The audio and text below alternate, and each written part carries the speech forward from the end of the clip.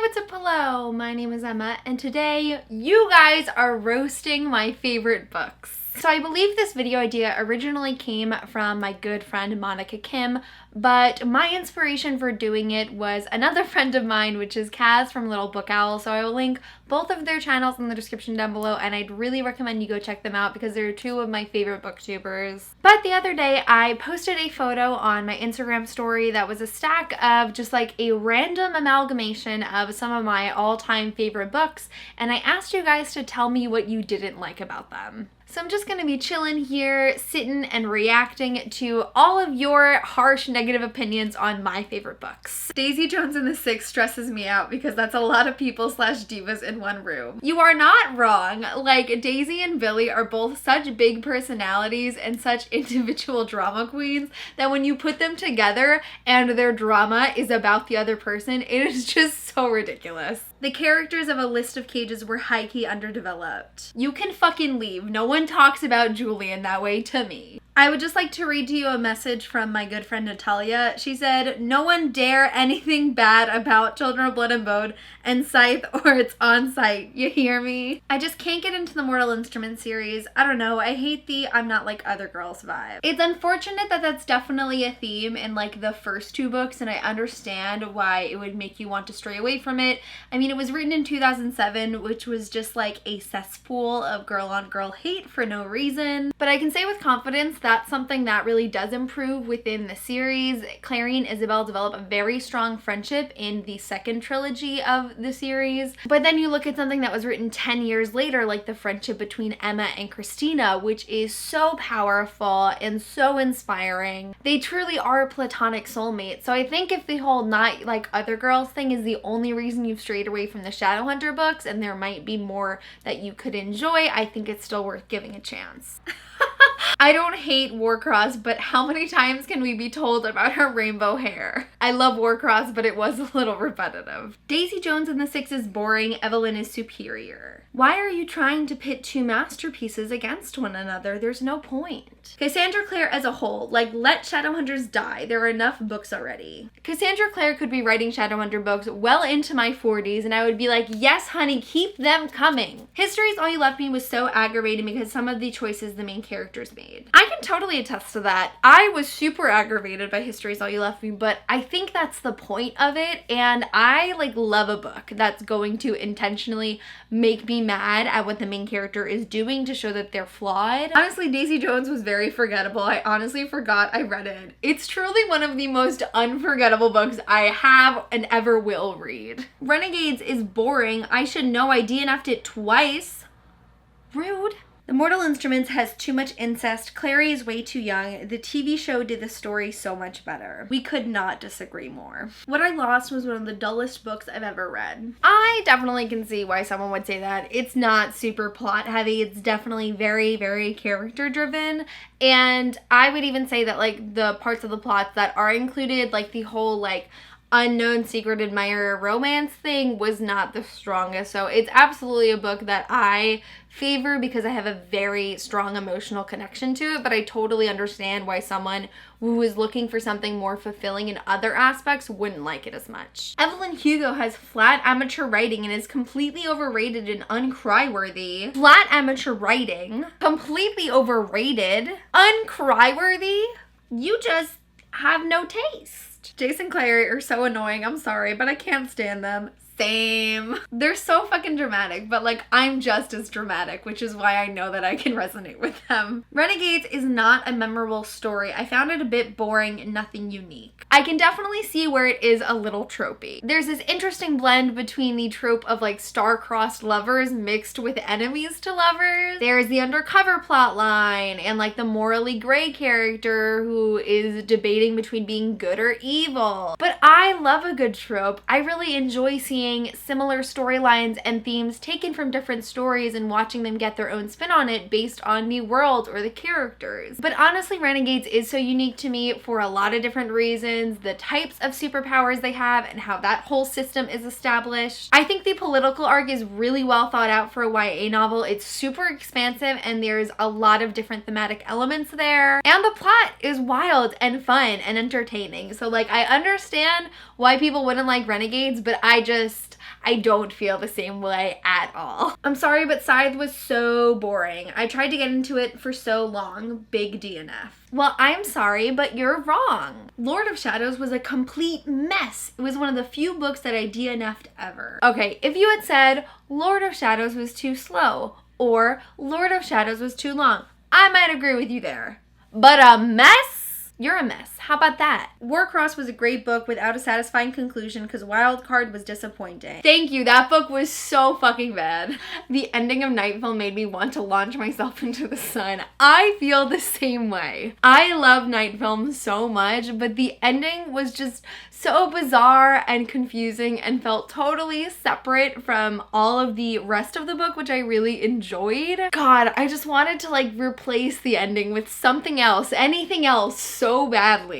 Really disliked Harry Potter because of all the overhype. They're not even that good. Again, I do understand why some people don't like Harry Potter. I can totally identify tons of flaws in it. But I do feel that like objectively the books are pretty freaking good. The construction of the children's storytelling in Harry Potter is really immaculate and I will fight you on that. But I feel as you get deeper into the series and the mood turns darker and things get more complex, like it really does expand and go off in so many different intriguing directions with connections that you can't anticipate from the beginning. I understand the feeling of them being overhyped, but like, they're good, and that's that. Nova and Adrian from Renegades have no chemistry whatsoever. I know I didn't just read that. Warcross is such a boring book and anyone could have guessed the ending. It's so predictable. I did not predict the ending whatsoever. One of my favorite things about Warcross was because the ending was such a huge twist for me, and I feel like at least at the time I had never really read a book that had an ending twist like that, or at least something that felt that intimate and twisted, because I was so attached to the characters of Warcross by the end, and the ending just like blew me off my seat. Then again, I've never really considered myself to be one who is like really adept at guessing the ending, so I do think I am more surprised than a lot of people are in most circumstances. So in editing, I think I've realized that me and the person that initially submitted this response are talking about different parts of Warcross. If I am correct, they are talking about like the very end of Warcross, like last few pages. That reveal definitely was a little predictable, and I can agree with that. I was talking about a scene that happened a little bit before that, which I found to be very refreshing and like a new risk taken that I hadn't read in YA before. So I agree that the ending is predictable, but I still feel like the overwhelming story of Warcross was very unique and original. I liked the concept of Moxie, but the story was very slow and the characters were two-dimensional. While I do love Moxie, looking back, I definitely can agree that they're not the most developed characters out there, and I do think the whole concept and idea of it is stronger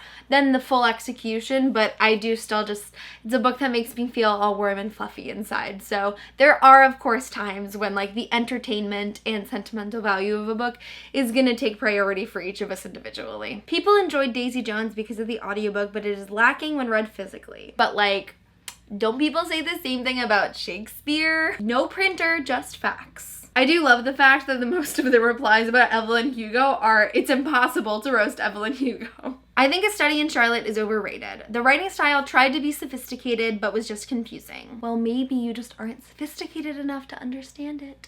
TID isn't that good. The plot sucks. Will is only good as an angst bringer, and Chem and Tessa are boring. 17-year-old Emma would so strongly agree with you. Did I write this? The only interesting part of Night Film was the multimedia. The rest was a snooze fest. I was actually underwhelmed with the amount of multimedia that was in Night Film. I was expecting a lot more, and I felt like it was just too sparse throughout the story for that aspect to be the most memorable part for me. Twilight has a better romance than Scythe, and that's saying a lot. Okay, as much as I love Scythe, I really dislike the romance in it. I think someone else in here also said that they didn't like the romance in Scythe because they thought it was insta-love, And I could not agree less, because I feel like the whole beginning of the book, Citra and Rowan were totally just friends, very platonic, and all of a sudden they had feelings for each other out of nowhere in the end. The romance inside was so underdeveloped, and then when we got a second romance introduced in the second book, it sucked just as much. I love Scythe with all of my heart, but I desperately wish that there were no romances whatsoever in this story, because it's just like not Neil Shusterman's thing. Queen of bad taste. Bitch, I said to roast the books, not roast me. The Darkest Minds get so boring after the first book. It's interesting that I can like freshly comment on this because I just reread the entire Darkest Minds trilogy. I agree to a certain extent because I 100% agree that book 1 is the best installment, but I do feel that Never Fade, while being a little bit more boring and a little bit more slow, it does have a very strong political arc, and I feel like that was executed well throughout the story. I believe my feelings on Never Fade are pretty consistent to how I felt the first time, but within the Afterlight, I actually liked it significantly less and felt it was definitely more boring, more dragging, and there was just less substance to the plot, so I do agree with you a little bit there. But I do still feel like there is a lot of merit to the whole series overall. Love Harry Potter, but Half-Blood Prince was boring as fuck. No. You talk about the chemistry between the ship in A Fire and Stars, but I don't really see it. Did you read the book? Reading Truly Devious was like being left unread. Yes. The ending is very, very open-ended, but if you read the sequel, The Vanishing Stair, you're still kind of left on red at the end because the mystery still isn't completed yet. But I really enjoyed the sequel, so I feel like if you liked enough elements about Truly Devious, it's 100% worth it to continue. Daisy Jones is fucking annoying. Honestly, girl, get it together, and don't even get me started on Billy because he's even worse. You're not wrong. But they're supposed to be. Like, that's why they're written that way, so that you do get infuriated by their behavior and you don't like them and you realize that they're flawed. Cassandra Clare doesn't know when to stop writing. Come up with something new, please. I always do get a little heated when people say this, because if you're going to make a criticism, like, be educated about it. Cassandra Clare has written a 5-book middle grade series that is totally done in completion, that has nothing to do with the Shadowhunter world, and she is publishing an entire new adult high fantasy series called Swordcatcher, which I have no clue when it comes out, but it is coming and she's in the process of writing it. So she has delved into other things and she has been successful with those projects. I feel like Ace of Shades is just a copy of Six of Crows, but 10 times later. It's really interesting when people say this to me, because I don't feel like Ace of Shades and Six of Crows are that similar at all. Like, maybe they have like a little bit of a similar vibe going on, but the stories and characters are very different. But I think some of this arose because the publisher was actually pushing it as like, if you liked Six of Crows, you would enjoy this. But I distinctly remember the author Amanda Foody saying at one point that she like didn't even think it was similar to Six of Crows and was very confused by the comparison. I definitely would agree that Ace of Shades is lighter than Six of Crows. It's definitely not as sophisticated or mature, but I feel like there are so many complexities to Ace of Shades and there's a lot of different layers to it in a way that's very different from Six of Crows. I think if you liked one, you might like the other, but I personally wouldn't have ever thought of the two to be very similar unless people were telling me that they thought they weren't. Ace of Shades, I didn't hate it, but I think it's a worse Six of Crows. It seems like a ripoff. It's not! Everything in Children of Blood and Bone was underdeveloped and a total mess. The romance was awful. Well, number 1, Natalia is coming for you. I would say that, like, the romance wasn't the best I've ever read. Particularly, I just had an issue with Anand's character because I feel like he flip-flopped constantly. Like, he's bad, he's good, he's bad, he's good. Your girl just couldn't keep up, so I feel like that influenced how I viewed the romance. But I feel like the rest of the book was pretty developed. I think that Zeely and Amari had a lot of good character development. I really liked the magic system and how expansive it was, and I feel like they've set up for an epic sequel that I'm super excited to read. The Darkest Minds was basically a copy of every dystopian I've ever read. Well, what if every dystopian you've ever read is just a copy of The Darkest Minds?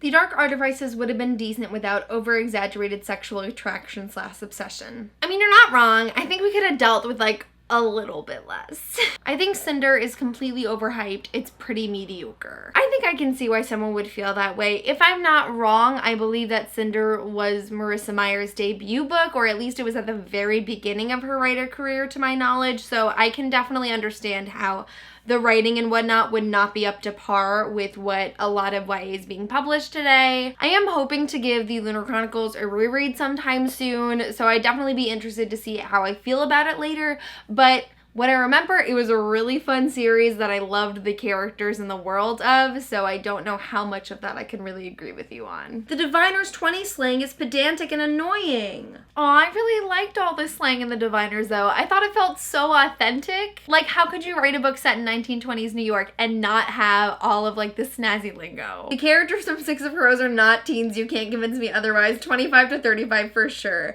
Okay, seriously, they are at least 20. I really wish that some fantasy writers would just age up their characters and not change anything else about the story, because it would make so much more sense. Mortal Instruments is one of the most insufferable series ever with the stupidest love triangle. Listen, I don't think any of us liked the love triangle either. Pretty Girls, aka I hate women and love torture porn. I mean, you summed up the book pretty well. I can't say much more. I didn't like Vampire Academy because it seems too one-dimensional. Listen, I know that Vampire Academy is not great, but I love it anyways. It is no literary masterpiece by any means, but it's fun and swoony and it's paranormal and I love it. The love arc is unnecessary in Heretics Anonymous and annoys me beyond words. I also wasn't the biggest fan of the romance in Heretics Anonymous. Like, I thought it was fine. I kind of just like expect every contemporary I read to have a romance at some point, even if it's not necessary. I don't think it was bad. I just don't think it was particularly strong,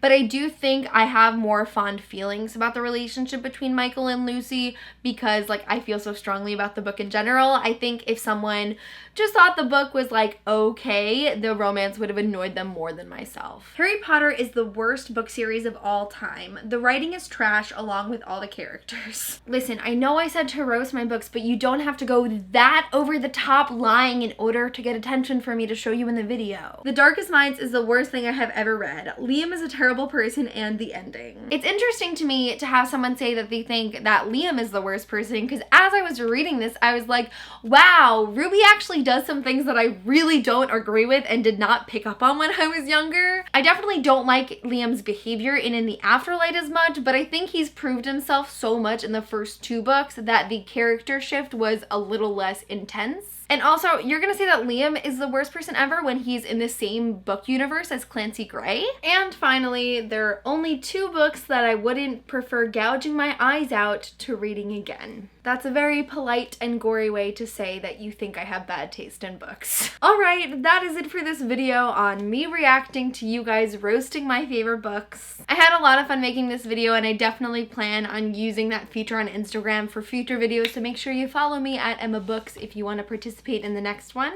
In the comments below, feel free to keep on roasting my favorite books. Y'all have free reign down there, but just for today. But that is it for this video. Thank you guys so much for watching and I will see you soon for a new one. Bye!